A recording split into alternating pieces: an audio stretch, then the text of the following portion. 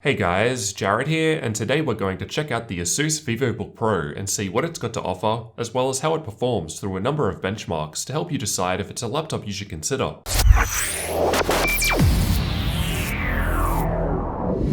Inside the box, we've got the laptop itself, manual and warranty information, power brick, and power cable. To start, let's look at the specs of the model I've got here. There's an Intel 7700 HQ quad-core Kaby Lake CPU, which runs at 2.8 GHz and can turbo up to 3.8 GHz. I've got 8 GB of DDR4 memory running at 2400 MHz here, but it's also available with 16 GB. For storage, there's a 1TB Seagate 5400 RPM hard drive installed. However, there is the option of getting an SSD instead. For the graphics, we've got Nvidia's 1050 in combination with a 15.6-inch 1080p 60Hz TN panel, and we'll see how this performs later in the benchmarks. For the network connectivity, there's a Gigabit Ethernet port, 802.11 AC Wi-Fi, and Bluetooth 4.2. The laptop has a silver-brushed metallic look to it, both on the outside of the lid and on the inside. After dealing with a bunch of black laptops lately, I admit it was a nice change. The physical dimensions of the laptop are 38cm in width, 25.6cm in depth, and 1.92cm in height. The total weight of the laptop is advertised at 1,990 grams, and when testing mine it weighed very close to this. When including the power brick and power cable for charging, the total increases to around 2.5 kilos, so it's fairly lightweight and portable for a 15-inch laptop. As mentioned, the screen here is a 15.6-inch 60Hz 1080p TN matte panel. The panel looks alright front on, but once you start looking at it from another angle, the colors shift a little and it doesn't look as good. As long as you're looking at it directly front on, it looks fine. I've also measured the colors produced by the screen using the Spider 5 Pro, and my results returned 61% of sRGB, 44% of NTSC, and 46% of Adobe RGB. So in terms of color reproduction, it doesn't seem to be that good. While it's certainly fine for day-to-day office use and occasional gaming, I don't think I'd want to use it for content creation or design work. Which is fine, as that doesn't seem to be where it's targeted at anyway. I've also performed my usual backlight bleed test on the display, which involves having the laptop show a completely black screen in a dark room to help emphasize any bleeding around the edges. I then take a long exposure photo with my camera to help display any bleed. So basically, this is a worst case scenario test. The results were good. As you can see, there was no observable bleed at all around the edges. The bottom looks a little darker because, as mentioned, the colors shift when looking up and down, and it was difficult to align the camera to the screen, but there was no bleed. It's also important to keep in mind that this will of course vary from laptop to laptop. While moving the display, there was only a tiny bit of flex. It's fairly solid as the hinge runs along most of the base. Unfortunately, you can't open the laptop with one finger. Too much of the weight seems to be placed towards the back, which prevents this. Above the display is a HD camera, so it's only capable of 720p video at 30 FPS. The camera is still fairly grainy, even with decent lighting.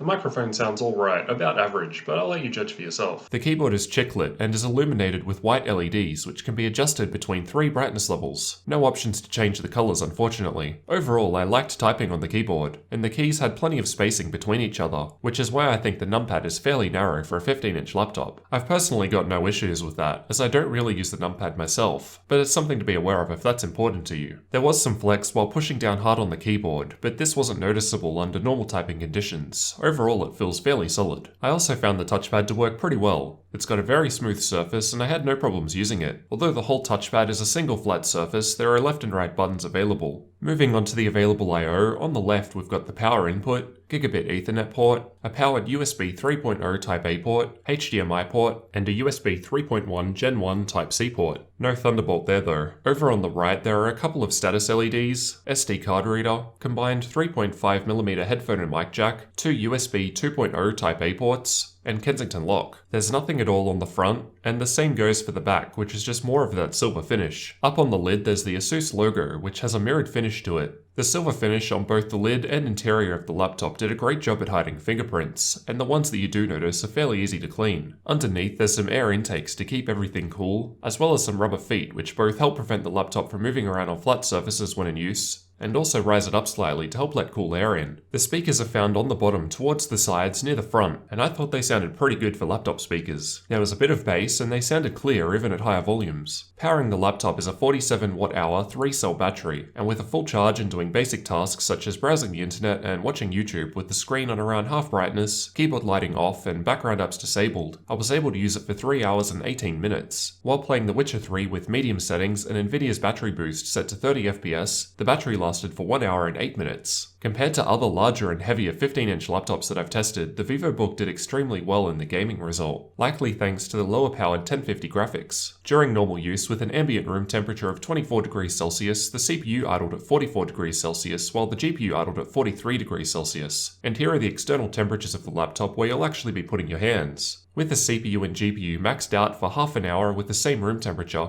the CPU reached a maximum of 95 degrees Celsius, while the GPU peaked at 79. So the CPU got fairly hot and was throttling by around 5%, however this stopped if the GPU load was removed. It only happened with both fully utilized. We can see that the keyboard area has warmed up quite a bit more, mostly towards the middle, and it was noticeable while typing, but not too bad. I also found the laptop fairly quiet when not gaming. At idle, it sat around the 37 decibel mark and I could barely hear it. This is what it sounded like.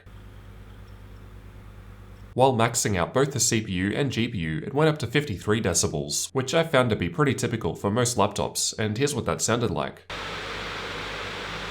Finally, let's take a look at some benchmarks. We'll first cover some real-world gaming benchmarks, followed by tests with various benchmarking tools. While I'm aware the 1050 isn't meant to be a serious gaming graphics card, I wanted to test some of my usual suite of games against it to see how it held up. Also, I don't personally have many low-demanding titles. I didn't bother with the most resource-intensive titles though. All tests will run at the 1080p resolution, with all Windows and Nvidia updates to date installed. PlayerUnknown's Battlegrounds was tested with the latest 1.0 version. I've used the new replay feature to perform this testing, so the results between each test should be more accurate as I can now consistently perform the same test run. However, with that said, the performance of the game will vary quite a lot depending on what's going on in-game, so take these results with a grain of salt. The game actually ran alright at minimum settings, but it's not an ideal experience for an FPS game. Again, The Witcher 3 ran fairly well at the lowest settings. It was just able to average 60 FPS. Ultra settings in comparison felt very stuttery, as illustrated by the 1% low frame rate. Shadow of War was similar, in that the highest settings were around the 30 FPS mark. However, at low or above, the laptop was able to average above 60 FPS. Although these are fairly intensive games, the 1050 didn't do too bad when using lower settings. If you're looking at a laptop purely for gaming, I generally recommend a 1060 as I found that to be a great sweet spot for 1080p 60 FPS gaming. Otherwise, a 1050 Ti would probably be the minimum I'd personally consider for gaming. Of course, it depends on the games that you'll be playing and how demanding they are. You can definitely still have a great experience with less demanding games on the 1050. Now onto the benchmarking tools. While a useful indicator, note that these results are less practical compared to the real-world gaming results previously shown. We'll start with the Unigine benchmarks. This is how the laptop performed in Heaven benchmark with the tessellation set to extreme and anti-aliasing set to 8. Here's how Valley benchmark performed with anti-aliasing on 8 at various graphics settings. And finally, these are the 1080p results from their newest superposition benchmark. For the final graphics benchmarks, I ran Firestrike and TimeSpy from 3DMark and got scores of 5,435 and 1,825 respectively, so similar to other laptops I've tested with the same specs. In Crystal DiskMark, the 1TB 5400 RPM SATA 3 hard drive performed around 115 MB per second in sequential reads and 90 MB per second in sequential writes, so it was pretty painful to use as the primary drive. Installing and opening programs and just copying data around was noticeably slower, at least for someone who's been using an SSD for years now. You can get the VivoBook with an SSD, so I definitely recommend that option. Seriously, you don't want to do this to yourself, it's not worth any amount of money saved. With these exact specs, at the time of recording, the laptop can be picked up in Australia for around 1,699 Australian dollars. That's about 1,330 US dollars for my international friends, with tax included. So what did you guys think about the VivoBook Pro from ASUS? Overall, I thought it was a nice little laptop. It feels pretty solid, has decent battery life,